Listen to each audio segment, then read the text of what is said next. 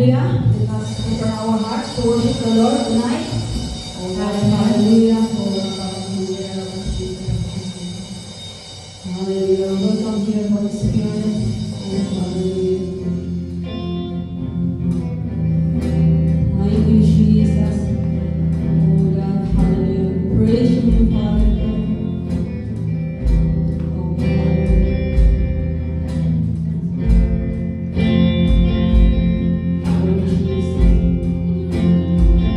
Where would I run to the throne of mercy? Where would I be but at His cross of grace? How great the love, how strong the hands that hold us. Beautiful, so beautiful.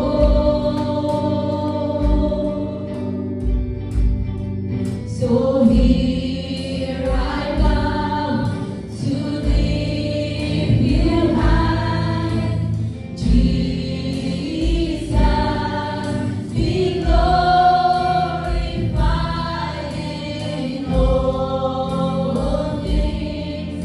For all my life I am yours, forever yours. There is the King who bore the scars for beating. There is the Son who came in grace and truth. How great the love that married us to blindness. Wonderful, you're wonderful. So here I come to lift you high.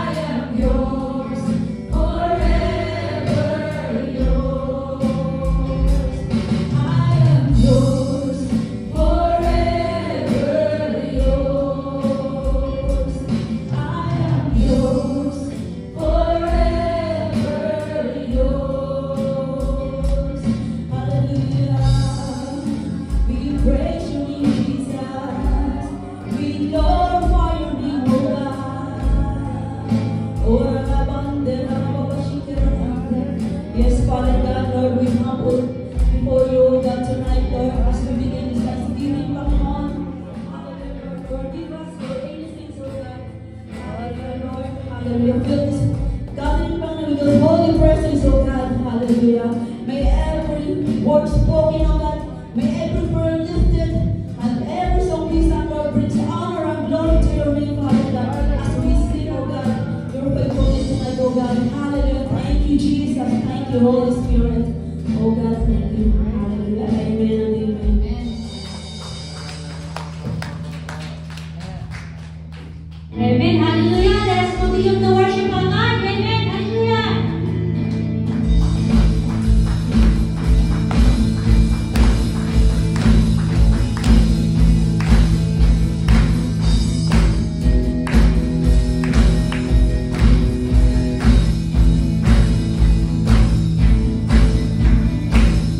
We are here together to lift our hearts as one. We're in our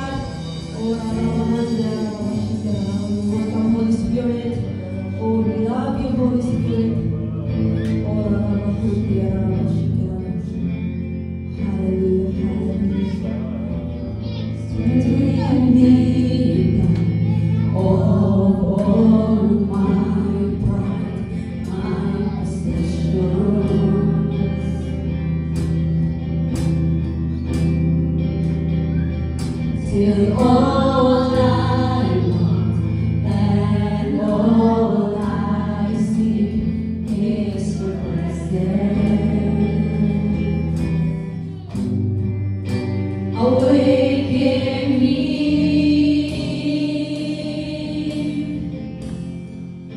a fire and a zeal,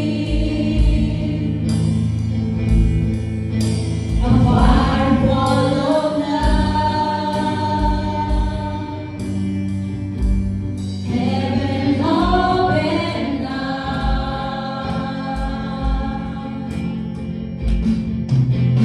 Come and fill this place with your mercy, with your grace, Holy Spirit, Holy Spirit.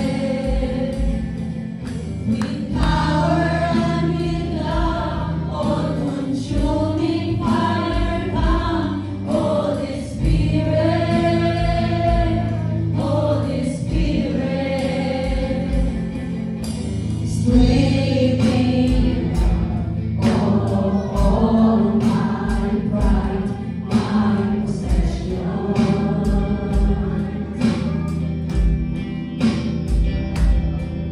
till all I want and all I see is your presence. Awaken me,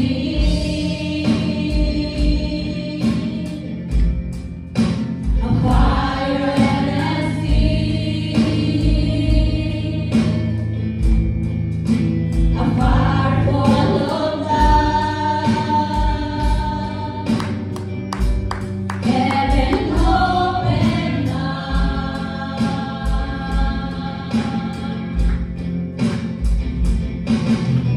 Come and fill this place with your mercy, with your grace, Holy Spirit, Holy Spirit. With power and with love, all-consuming fire, come, Holy Spirit, Holy Spirit. We want more of your presence. We want more of your power. We want more of your glory. We want to know you. We want more of your presence. We want more of your power. We want more of your glory. We want to know you. We want more of your presence. We want more of your power. We want more of your glory. We want to know you. Come and fill this place with your mercy, with your grace, Holy Spirit, Holy Spirit. With power and with love, all-consuming fire, come, Holy Spirit, Holy Spirit, Holy Spirit, Holy Spirit, Holy Spirit, Holy Spirit. Jesus, Holy Spirit, oh God, hallelujah, Jesus, you deserve to be praised, oh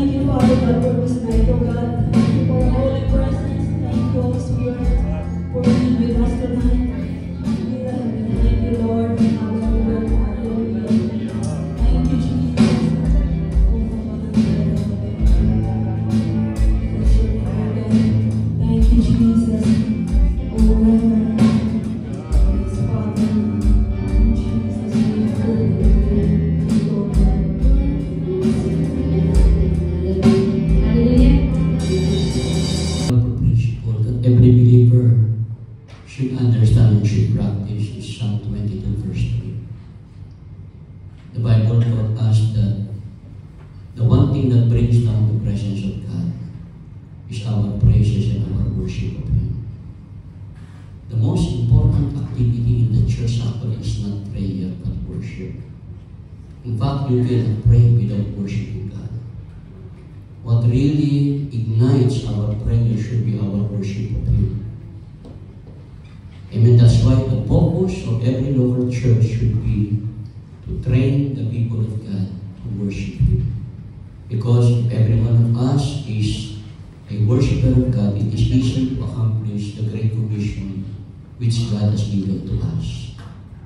I remember one book that I read many years ago, which was written by Warren Wiersbe, one of my favorite Christian authors. Sabi niya, everything that we do always emanates from worship. Evangelism emanates from worship. Deliverance emanates from worship. Healing emanates from worship. Amen? And our number one or our highest calling actually is to worship God. That's why the Bible taught us in Isaiah 43 verse 7, we are created for the purpose of glorifying God. God created us so that we may live a life of worship. That's why we were told by King David in Psalm 113 verse 2, from the rising of the sun to the setting of the sun, the name of the Lord is to be praised. Amen? Palapakan na natin yung malakas na. Malakas pa rin.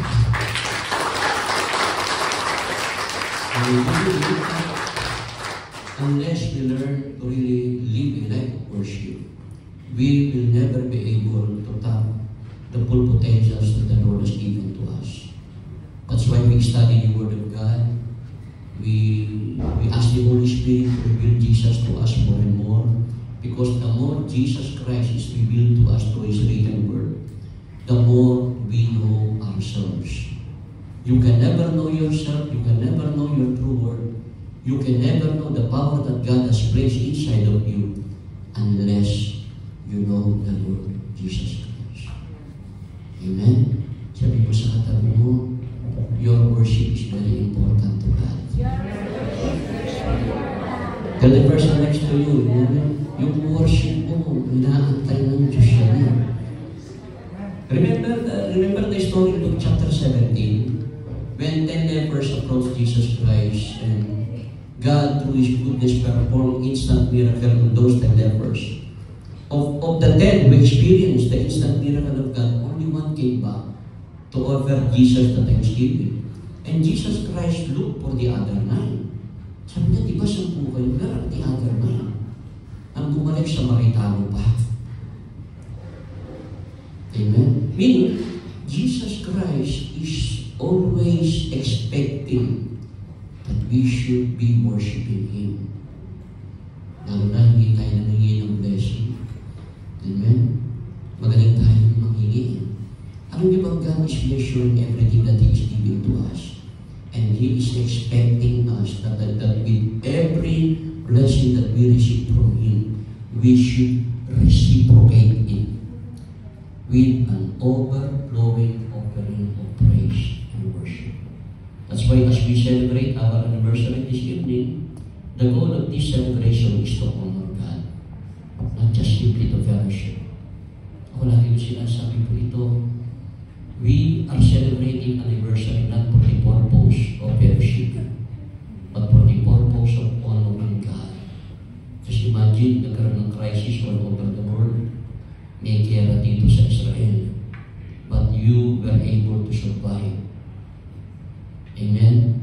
You did not only survive, but you thrived by the grace of God. So it is enough reason for us to really worship Him. Kaya nagsiselebrate po tayo to honor Him, to glorify His wonderful name. Second, kaya tayo nagsiselebrate, we want to ask fresh prophetic revelation from the Lord. The Bible taught us in Matthew chapter 4 verse 4, man shall not live on bread alone, but on every word that comes out of the mouth of God. yung salita po, the words that comes out of the mouth of God, they are prophetic words.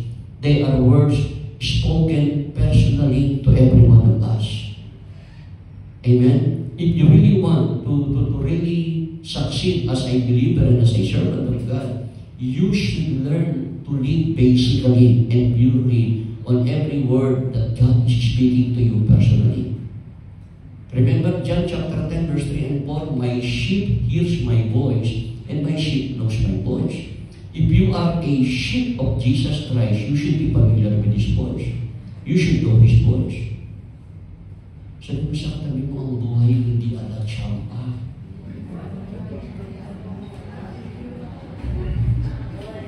Christian life is not a life of chances.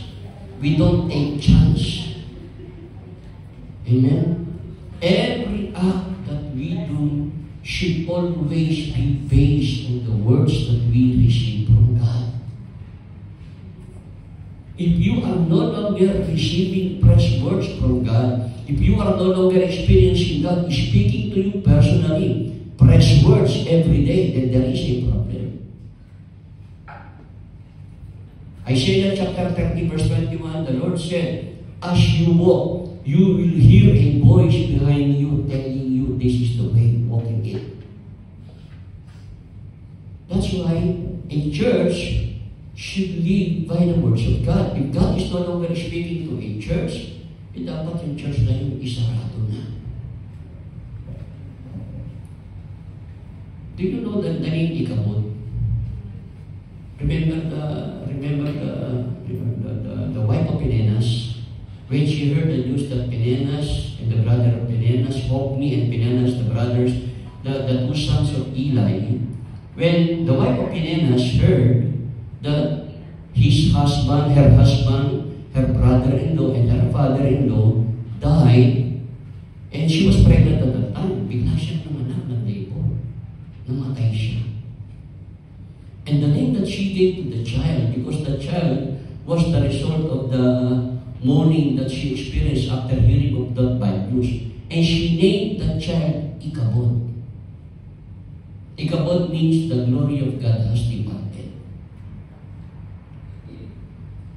If a believer or a church is no longer experiencing God, speaking to us fresh words, then we are Ichabod.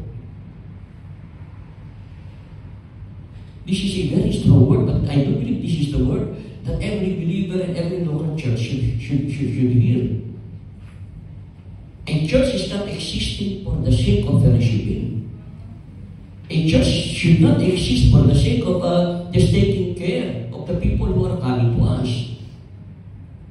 A church should exist and should continue to exist, and a church should live, and a church should thrive purely through the fresh words that we have received from the Lord. That's why we gather every Sunday. That's why we do Bible studies for the purpose of hearing the voice of God speaking to us. Amen? Tanungin mo nga yung katabi mo, ikabot na ba tayo? Ang LCAP ba, ikabot na? Amen? Sabi sa katabi mo, LCAP ka na, ikabot na? And we should be honest, you know? And personally, as a believer,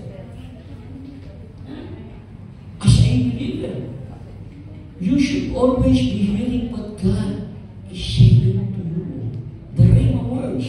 I don't believe that yun. Narinig naman natin tayo na, alam na natin kung ano yung rhema words.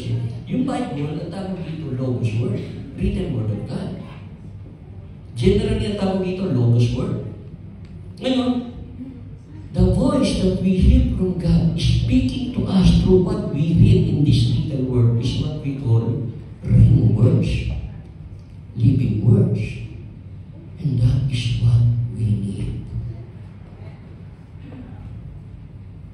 In fact, my wife did not want me to go here because she was still concerned with what is happening here in Israel. That's why I try to hide from my wife every news that Kaya hindi naman nanonood ng TV. Actually, hindi na naman talaga kami nanonood ng TV. I try to block from my wife every news regarding Israel because she will not allow me to go here.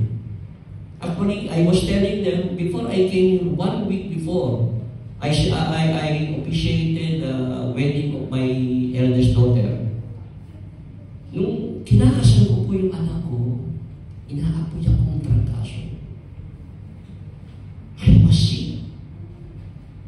And after that, from November 17 up to November 25, the day of our fight here, ang sama-sama ng pakaramdam ko, but I was not telling it to my wife. And I was really asking God, bumubulong pa ang demonyo, ba't baka biglang bumanti na naman ang Iran? All those things, and I was really asking God, Lord, do you really want me to go to Israel? And every time I ask God, I only hear one word from Him. Go, go, and go. In fact, when the brother who brought us to the airport, when he picked us up at the church, I was really sleeping because I was not really feeling well. They needed to wake me up. I was sitting in one of the church in the church, and I fell asleep because I was not really feeling well. Tinatrangkaso ko. Nagpabili nga ako ng biogesic. Sabi ko nga, ang sama ng pakiramdam ko. But because I heard the voice of God ko, I still went here. Pagtugtog ko ng airport, nawala ko lahat ng nararamdaman ko. We arrived November 26, the following day. The great news came out. There is a ceasefire that was agreed between Lebanon and Israel. The day after, we arrived. So, what I'm trying to say is this. Make sure that what we do is something that we hear from the Lord. If you want the Holy Spirit to really work in you and through you, if you really want the grace of God to really overflow in you, if you really want the protection of God to be upon you always, and if you want to see great results in what you are doing for Him, make sure that what you do is a product of what you heard from Him, which He spoke to you personally. Amen. Amen. Sabi ko sa katabi mo, ikabod na ba tayo? Maging sa relationship, sino pa rito ang magkakarelasyon? Sino rito ang magkakarelasyon? Wala namang masama.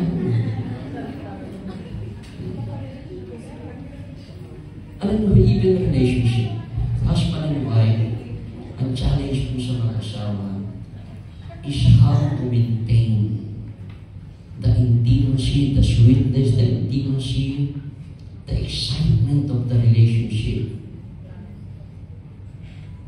Amen? Actually, pagka nagkakasal ko, I always use one illustration. Paano mo malalaman ang relasyon ng babae at lalaki na naglalakad sa kalye? When you see a woman walking past, and the man following that woman, nagliligawan pala yan. Pag nakita niyo rin magkasakay na at magka-holding hands, alam na ibig sabihin nun. Amen? Ngayon, pagka nakita nyo, yung lalaki, naglalakad, nagmamadali, hahabol-habol yung babae, kasal na raw yan. It is a joke na mabiling-mabili, but alam nyo, it is a challenge to every one of us. Actually, by the way, my wife and I will be celebrating our 32nd anniversary this coming February. We're going to celebrate actually this coming this coming March 8 will be our 32nd anniversary. And the good news is, I will be in America during the celebration of our, because I already have a schedule in America. I will be going to America February 12. May ticket na po ako. Pero alam niyo po, for 32 years, I can say that we were able to maintain the fire of our relationship. We were able to maintain that love for one another. Sabi nga ng ibang nakakakita sa amin, Pastor, para lang kayo magkasintahan. After 32 years, yung anak ko nga po, 30 years old yung panganay ko. The secret to it is the words that we receive from God. What keeps us excited, what keeps us so excited regarding our relationship, regarding our family, are the fresh words that we receive from God. That's why it is one thing that we should really aspire to experience. To hear God speaking to you personally, telling you what He is doing in your life, and telling you what He is planning to do to you in the future. That's why we are celebrating anniversary, because we want to hear fresh words from God, what He is doing to us. Siguro i-share na lang, hindi ko nababasahin yung outline na yun na ginawa. I-explain ko na lang po ng maiksing. Look, the arrows are behind you.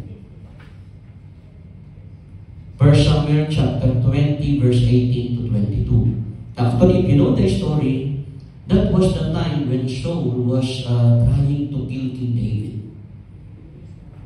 Amen? And he was asking Jonathan, the son of King Saul, who happened to be the best friend of King David, sabi niya, ano ba kasalanan ko? What have I done? Why is your father trying to kill me? Sabi ni Jonathan, no, that's not true. Because my father will not do anything without informing me first. And David told him, your father knows that I am so close to you. That's why he tried to keep it secret from you, his plan, his action of trying to kill me. Eh, sabi ni Jonathan, huwag kang mag-alala, I will talk to my father. Sabi niya gano'n, 3 days from now, magkita tayo sa lugar na ito. And sabi ni King David, anong magiging sign na magpapakita na talagang ako nga ay okay sa tatay mo o kung ang tatay mo ay galit sa akin? Ngayon po sabi na napakasimple po. It is a very simple, a very basic story, but it has a very powerful prophetic message that I do believe every believer should hear. Sabi ni David, 3 days from now, sabi ni Jonathan, papana ako ng 3 pana sa direksyon niyo. When you hear me telling the boy, who I will bring with me, telling him, go, the arrows are beyond you. Look, the arrows are beyond you. Go, for the Lord is sending you away. Pag narinig mo yung ibig sabihin, totoong galit sa iyo ang tatay ko, kailangan mo umalis sapagkat ikaw ay sinusubok ng ating Panginoon. From the words of Jonathan to King David, makikita mo na pinapakita ni Jonathan at pinapakita ng Holy Spirit kay King David, kahit galit sa iyo ang tatay ko, even your life is being threatened by my father, this is God's move in your life. You need to see what God is doing, not what man is doing. Amen? In everything that happens to us, in everything that we go through, what Jonathan is trying to teach David is, you need to see what God is doing. Even if you are experiencing the worst thing in your life. Amen? What you should see is not what is happening in the outside. What you should see is what you should see is kung anong ginagawa ng tao sa iyo. What you should see is not the negativity of what is happening. What you should see is what God is doing through what God is allowing to happen to you. And this is very important lesson that most of us don't understand. Yan, marami sa atin ang lalamig. Thank you, brother. Marami sa atin at discouraged. I have many pastor friends who are already backsliders, which is so sad. Pastors. Why? was what happened to them. They did not see what God was doing. Amen?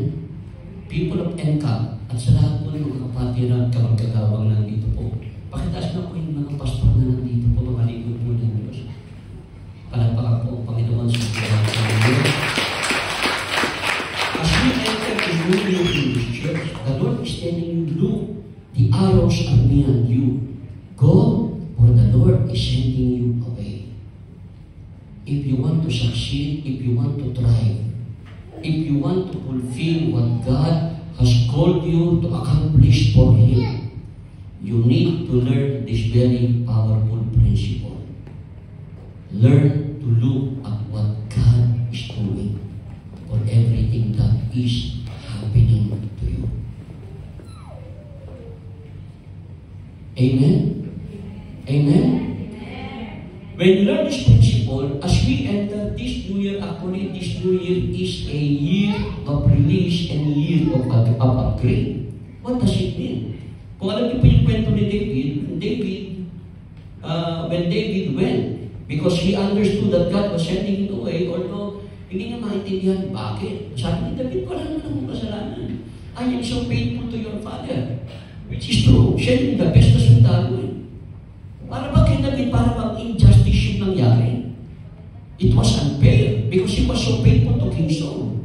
Why King Saul was attempting to kill him? Isipin mo sino siya, karaniwang sundalo lang. Hinahanting ng 3,000 ng pinakamagagaling na sundalo ng Israel. Yung buong IDF, hinahanting si David. Parang gano'n eh. Yung pinakamatitindi, David could not understand it. And he could not understand it. But he knew the moment that he left that it was God who was sending him. Although he was not so sure what is going to happen, what will be the result of him obeying the words of God to him to go, because it was God who said it, he faithfully obeyed it. Actually, ako po bilang pastor, ang inaalam ko po, gano'ng katagal si David sa wilderness. Hanggang hindi ko po alam. From the time that he went away because he was being hunted by King Saul until the time that King Saul was killed in Mount Gilboa. Hanggang ngayon, hindi ko po alam gaano katagal po yun. Ilang taon po yun kasi nagtago po siya sa Philistine. Sa Philistine, sa pagtatago niya pa ng 16 months na po. Kasi approximate siguro mga 3 years. So, titignan niyo po si David, ang sitwasyon niya, ayaw niyang iwanan yung maganda niyang posisyon.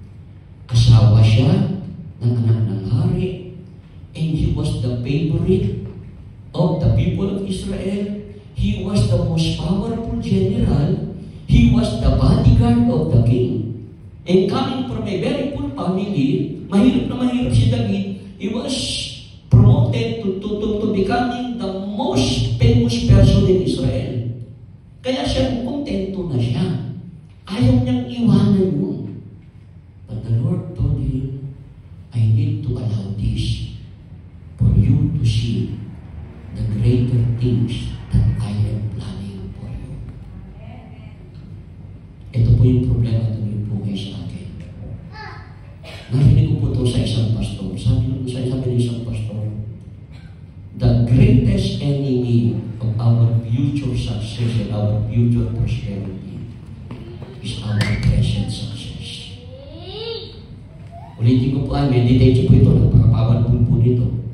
The greatest enemy of our future success and our future prosperity is our present success and prosperity. Which was the very thing that was happening to King David. Okay na siya, bodyguard na siya sa uli. Okay na siya, asawa na siya ng hari. Nakakalimutan niya that before that he received a prophecy that he will become the king of Israel.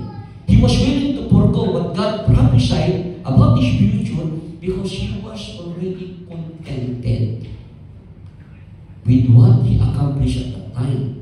That's why God had to allow the persecution of King Saul so that David could see the greater things that God was planning for him. Tumingin po kayo sa akin. Huwag natin hayaan yung kung ano man yung nararanasan mo ngayon, kung ano man success. Your present success should serve as your stepping stone for the greater, the better things, the brighter future that God has prepared for you. Remember the vision that Jacob saw in Genesis 28 when he was running away from his brother Esau. Ang nakita niya hagdanan. Nakatungtong sa lupa hanggang doon sa langit. Those steps are steps of success. Every single step will lead to a higher step. Every single step will lead to a higher success. Amen. And as Jacob continues to climb that ladder, he will continue to experience greater, more powerful, more significant success until he reached the level of God's success. Pakinggan mo po ako, ang pinapakita mo doon sa vision na yun, what we should be aspiring is the level of God's success. Yun ang ibig sabihin nun. Kaya nga, yung hagdanan na nakatutong dito sa lupa at nandoon sa langit, at ang nandoon ay ang Diyos. Amen? Amen? Which means God wanted Jacob to climb that ladder until he reached the level of God. That's why in Matthew chapter 7, we are commanded to be perfect. Be you perfect as your Father in heaven is perfect. Our goal should be perfection. Perfection is God's level. Amen. As we pursue prosperity, the prosperity that we should pursue should be the level of divine prosperity. As we pursue success in whatever endeavor that we are, kung ano man yung pinagkagawa ni Lord sa atin, the goal is to reach the level of God for success. That's why we should never stop until the Lord told you to stop. Marami nagsasabi, kilala niyo po si Henry C. Ako marami akong kaibigang inchik, kayayamang inchik. Galit sila kay Henry C. Mga inchik. Meron pa inchik dito. Huwag niyo may susubok ha. Naging inchik ka? May lahi ka mag-inchik? Pag nakausap yung mga Chinese na businessman, galit sila kay Henry C. Bakit sila galit kay Henry C? Kasi lahat na lang daw pinapasok. Lahat na lang daw sinasakop ni Henry C. Ako sa isip-isip ko, umingiti lang ako dahil ayaw kong kontrahin. Pero sabi ko, sa isip-isip ko, walang kasalanan si Henry C. Kayo may problema. Totoo, pinakamayaman na si Henry C. But he never stopped pursuing higher success. Why? Kasi yun ang sabi ng Diyos sa kanya. Maaring mayaman ka na ngayon, sa kapalit mo, mayaman ka na.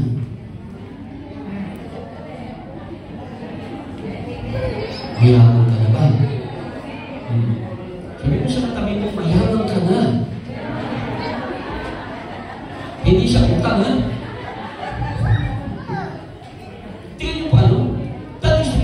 We don't understand what biblical contentment is. Dahil guminhawa na tayo, nagtagumpay na tayo, tendency mag-relax na tayo. Kasi yung contentment natin, kinakain kami, iniinom kami, dinadamit ka, makontento ka na. Ang babaw naman nun. Walang sinabing gano'n ng Bible. Totoo yan. Magpatuto ka magpasalamat, yun ang ibig sabihin mo. But it does not mean you will stop at that level. E paano kung may sinasabi pa ang Diyos? Kasi hindi siya pinakamayaman. Di ba si Elon Musk? Ang kayamanan niya, 346 billion eh. The first person to ever reach that level. Pero tumitigil na ba si Elon Musk? Hindi ba? Ang balita nga po sa Amerika, ilalabas na yung Musk na tinatawag na papatay sa iPhone. Kung tawagin yung iPhone killer. Napakaganda na po, ayaw pala nilabas. Kaya, i-enjoy nyo na yung iPhone natin. Kasi pag nilabi yung Musk phone, kung tawagin yung Musk phone, M-U-S-K, Musk phone, super ganda rin yun, nakasatellite. walang lugar na mahina ang signal. The best daw po yun. Isipin nyo, he is already the richest person in the world. Pero bakit hindi siya tumitigil? Hindi ibig sabihin nung sumama siya. Alam niyo bang si Elon Musk, pagkat hindi malalim na yung Christian? I do believe what he was doing was this. He is trying na abutin lahat ng pinapaabot ng Diyos sa kanya. Bilang tao, kontento siya. Siyempre, meron may 346 billion. Siyempre, hindi pa ko kontento, no? Kung ganun karami pera mo. Hindi siya tumitigil dahil sa gusto niya pa. Hindi siya tumitigil kasi sabi ng Diyos, meron pa akong ibibigay siya. Yun yung ibig sabihin ng Look, the arrows are behind you. David was already contented with his condition. From being one of the poorest in Israel, he became one of the richest. He became the most famous, the most respected. He became the husband of the daughter of the king. He became the bodyguard of the king. He was already contented. But he forgot that God prepared something bigger. That's why God told him, go, the arrows are behind you. Look, the arrows are behind you. The Lord is sending you away. Brothers and sisters, na taga-NCAP at sa lahat ng nandito, ang simpleng mensahe sinasabi ng Diyos sa inyo. Magpasalamat kayo sa kung anong meron kayo ngayon. But until the Lord tells you personally to stop, don't stop. I was telling Suki and pati pangalan si Bunso, I see in the future that you will have more stores not only in Haifa. The Lord will make your business grow and you will have branches in different places in Israel. Amen? Mag-apply na kayo kung sino magiging manager, ha? You should never stop. Look, the arrows are beyond you. Amen? As we walk out of this place, I hope that our minds, the limitations of our minds are broken. The limitations of our mind are broken by the Holy Spirit, that we may be able to look and see the bigness and the greatness of what God has prepared for you. Amen. Ako po, patotoo po. Personally, nung ako po ay mag-born again, 40 years ago, 60 na po ako eh, I got saved at the age of 23. Adik po ako nung mag-born again. Hindi po adik na same po. Sabi man, mag-born again ako, buho po nun doon, steward. Ano siya, steward yung nakatayo. Nung naman po ko sa altar ko, yung t-shirt ko, meron naka-print na hiringgilya. Na hiringgilya ganyan, na may dahon ng marijuana, at yung t-shirt ko sa likuran, hindi ko na sasabihin, may nakasulat na napakabastos na salita. That was the t-shirt that I was wearing when I came to the altar call and surrendered my life to the Lord Jesus Christ. 1 week after that, I received a prophecy from a servant of God. Sabi niya, Arnel, kagabi ang panaginipang kita, you will become a pastor. I was resisting it at first. Ngayon, finally, when I surrendered my life to God, nilagay ako ng Lord sa isang church sa Tondo na napakahirap. Tondo boy po ako. Yung parang Minister Erwin. Mga kalahi kami ni Asyong Salonga. Hindi kalahi, kababayan namin si Asyong Salonga. God put me in a church that was so full. For the first 7 years of my life in that church, we did not have breakfast. Totoo, hindi ako ng libro. Hindi wala kami pamasahe papunta ng gawain ng Panginoon. I remember my first Bible study was in Malabon. Tapos sakay po yan from Malabon, from Balot. Nagwa 1, 2, 3 ako, makarating lang ako sa Bible study. Kaya bago pumunta sa Bible study, nagre-repent ako doon, patawarin ako, hindi na naman ako nagbayan. At Lord, pag walang nagbigay ng pamasahe sa akin, patawad po uli in advance. Totoo po yan, hindi ako nagbibiro, wala akong pamasahe, wala kami pamasahe. I came from a very poor church. church. But I know that God has a calling, that God has a purpose for my life. Then someone came over me and he prophesied, Pastor Arnel, I see you going around the Philippines preaching the Word of God. And after that, I received a prophecy from a man of God. Sabi niya, Pastor Arnel, I saw you traveling around Asia. And I cannot forget, the first year, kasi naging missionary po ako sa Taiwan. Pabalik-balik po ako ng Taiwan, nag-preach po ako dyan, 1995-1997. Nung unang preaching ko po sa Taiwan, na-invite ako sa Word for the World. Di ba meron dito Word for the World? Na-invite po ako yung church ko sa Taiwan, sa Taichung. Pagpasok ko po ng church, oras pa ako. Ay ba? Nawala na ako sa akin, napoproda na po ako sa akin. Pagpasok ko sa ano, sa nagulat ako, meron isang matandang babae na nakatingin sa akin, tinititigan ako. Nakonsyus ako, kasi sino po tayo nakatitig sa akin? Sabi ko, Lord, ang lakas na kapil ko sa matatanda. Nakatingin mo talaga sa akin. Kahit saan ako pumunta, tinitignan ako. Sabi ko, pambihira mo. Ipupuda lang ako. Ngayon po, I was not aware, I did not know that old woman was the chairman of the Word for the World Taiwan. Nung magsisimula na, siya yung MC, sabi niya, Pastor Arnel, ito ay out of order.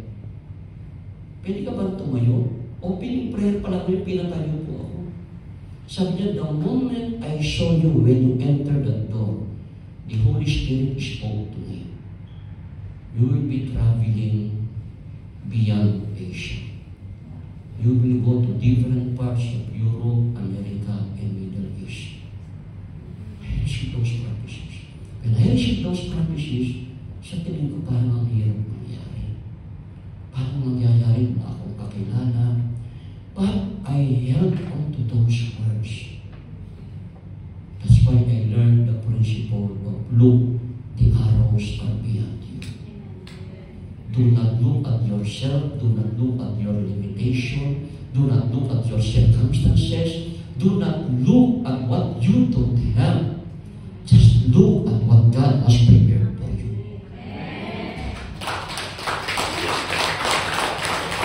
Years after that, I received an invitation to preach in Switzerland. From Switzerland, we went to Vienna, Austria, where we held deliverance conference. Ngayon po, nakailang balik ako ng Vienna, Austria, Germany, Spain, by the grace of God. Hindi ko po alam, kita niyo yung epekto ng prophecy.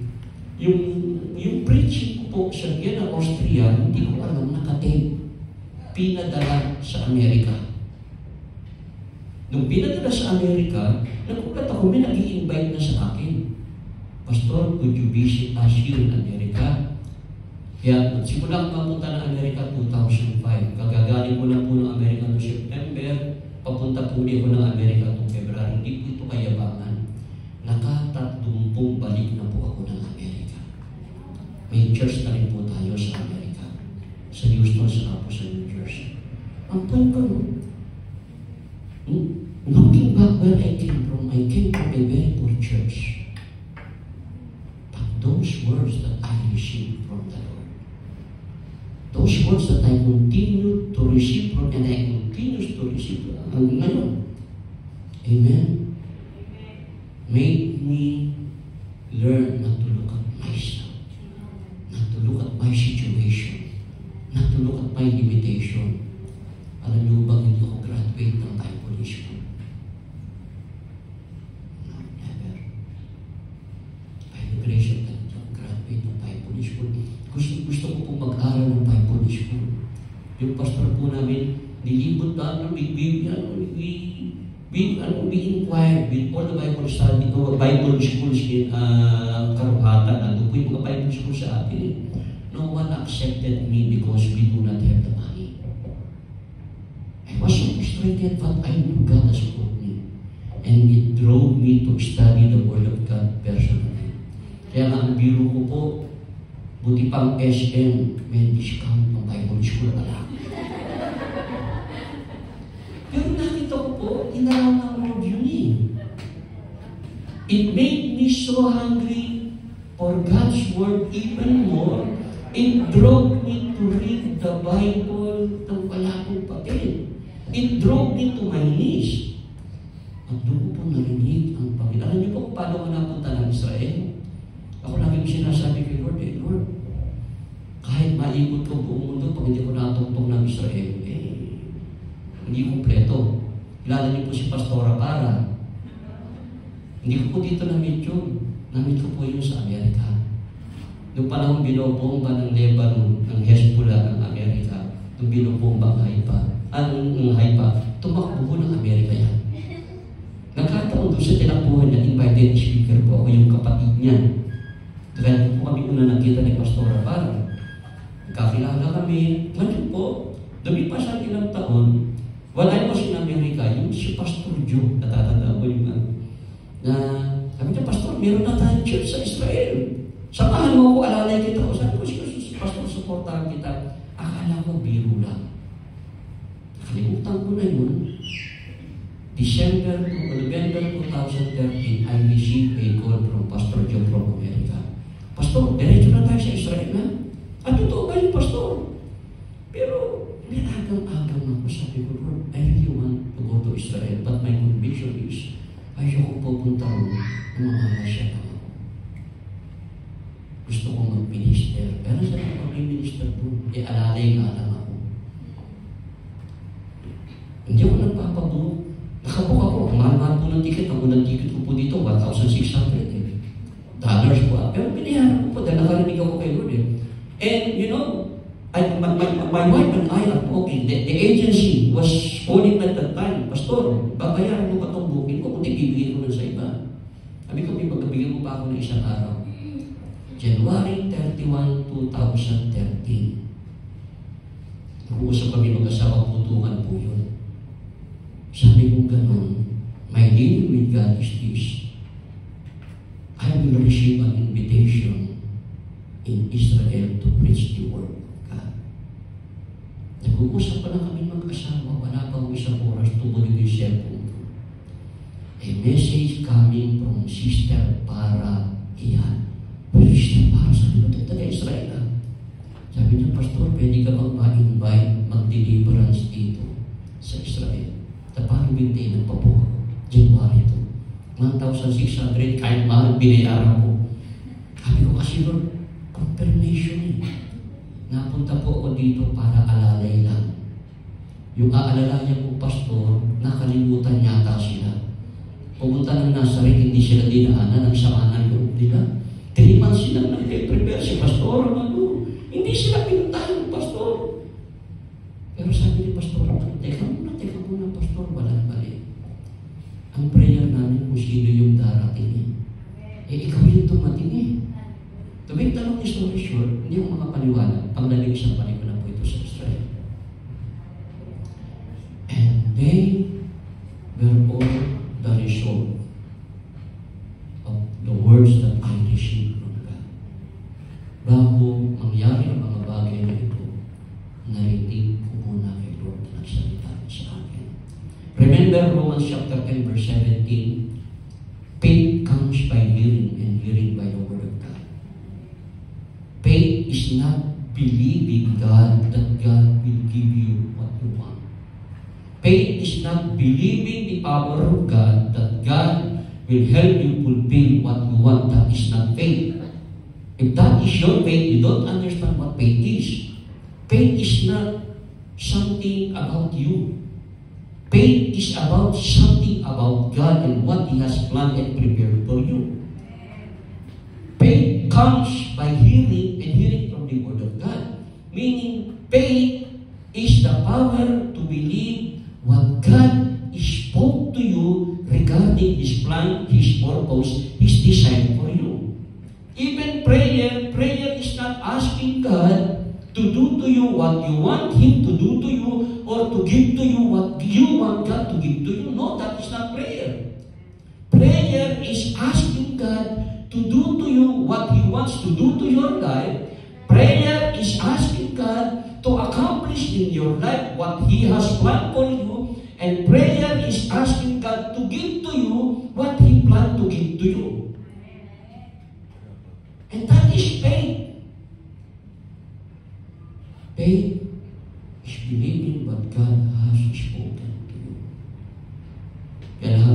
nangyari niyan, at ito nga po siguro patutukunan sa inyo. Kaya po pupunta ng Amerika, meron na namang isang revelation tinupad ang Lord sa akin. Nagkaan po ako ng South America nung po ito may 10 taon na. Nung huling punta ko po ng Amerika, nasa Amerika po ako August at September, 40 days po. I received an invitation from one of the biggest church in El Salvador. Nandiyan po yung invitation, pinadala na ako ng ticket. Sabi ko, Lord, fulfillment na naman ito ng sinabi mo. Amen. Sabi ko sa katabi mo, naririnig mo ba yung sinasabi ng Lord sa iyo? When you don't hear what God is speaking to you, you're missing a lot of things. Sabi ko sa katabi mo, ang dami mong sinasayang. Kapag hindi mo narinig yung sinasabi ng Diyos sa iyo. Mr. Erwin, narinig mo na ba sinasabi ng Diyos sa iyo? O tingin mo si Bonzo. Si Bonzo, yan yung faith without work is dead. Kami na lang po nagkakaunawaan nun. It's a perfect law. I was telling Bonzo that Bonzo is a perfect illustration of what the Bible told us in James chapter 2 verse 17. Faith without works is dead. From the very beginning, she believed that He is the one that God prepared to be you. You are the one that God prepared to be her husband. She believed that. And she took action. Di mo lang kung pala natin ang pala ng I love Shuki every time she tells me, my wife, my life. Pero kidding aside, as a product of what God is saying to you. Look, the hours are here. Ang dami pang gustong gawin, ang dami pang gustong gawin ng Diyos sa buhay, ang dami gusto sabihin. It is beyond that what you desire for yourself. Ephesians 3:20, more than what you can pray for, more than what you can imagine. Yun yung inihanda ng Panginoon sa iyo. Amen. Sabi mo sa katabi mo, wow! Ang laki pala ng plano ng Diyos sa iyo. Amen. Ang laki pala. Amen. Gusto niyo pa ho? Hindi, gutom na tayo. Nakita mo na si Sasare. Palapakan niya natin yung malakas sa pagkakulat. Ganito ko ba alam natutuhan? Si Pastora Remy, nung una ko hong namit yan, nagtatago po yan. Nung unang punta ko dito, sino mag-aakala kung magiging pastora siya? It's the product of what God spoke to him. That's why we should continue to seek God, and we should continue to expect God to speak good things to us, because the arrows are beyond you. Tayo nga po tayo lahat sa ito. Palapakan natin ang malakas na ito.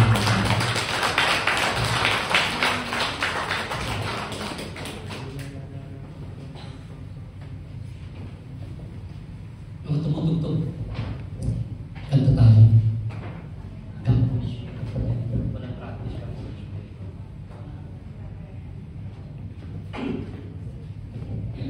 Hallelujah. Thank you, Lord.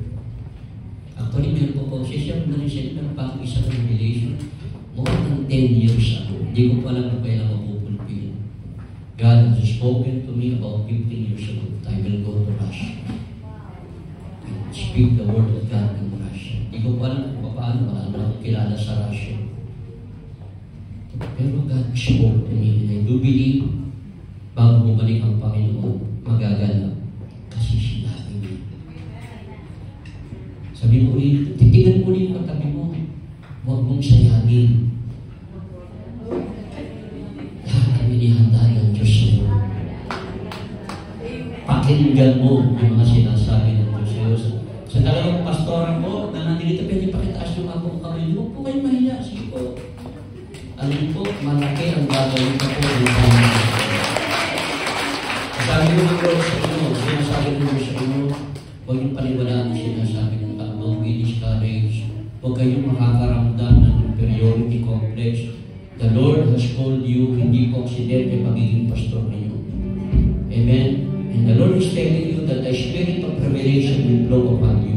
There is a fresh flow of the revelation of the Holy Spirit that will flow upon you. That as you continue to seek the Word of God, people will be amazed at the new insights that you will be releasing to the people as you speak the Word of God. May anointing po na darating sa inyo.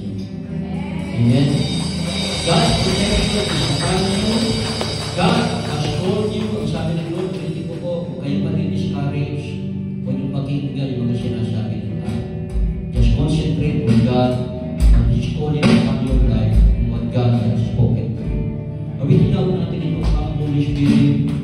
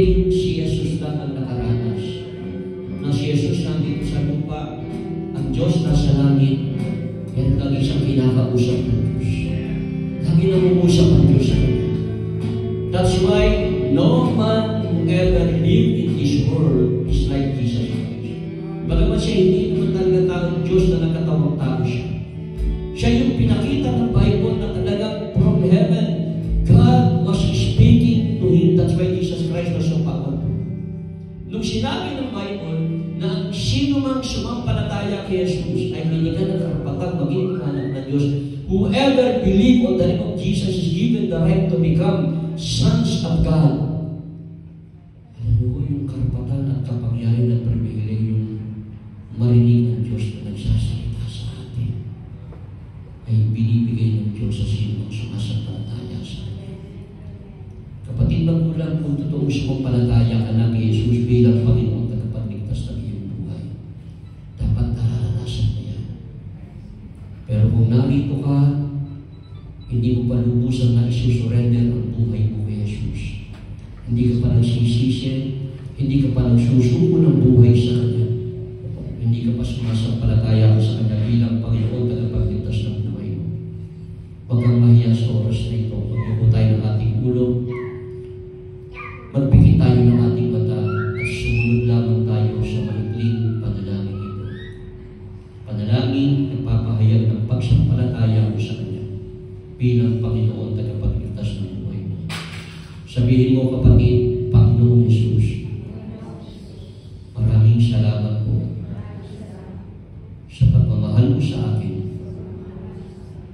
Ikaw po ay namatay at muli na buhay para dalhin ang bigat ng kaparusahan sa aking mga kasalanan. Patawarin niyo po ako sa lahat ng mga kasalanan. At sa oras na ito, tinatanggap kita. Sumasampalataya ako sa iyo bilang Panginoon, tagapagligtas na natin. Salamat po. In Jesus' name.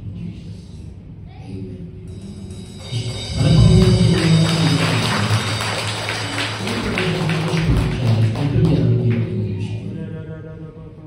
start seeking to hear God speaking to you. Huwag kayong papayag na hindi kayo nakakausap ng Diyos araw-araw. Di ba sabi ng Bible, they are new every morning. The steadfast love of the Lord never ceases. His mercies never come to an end. They are new every morning. Lamentations 3:22-23. Bawat araw, may sariwang salita na gustong sabihin ng Panginoon sa atin. God wants you to fully base your life and everything that you do on those living words that He desires to speak to you and to your heart. Amen? Amen.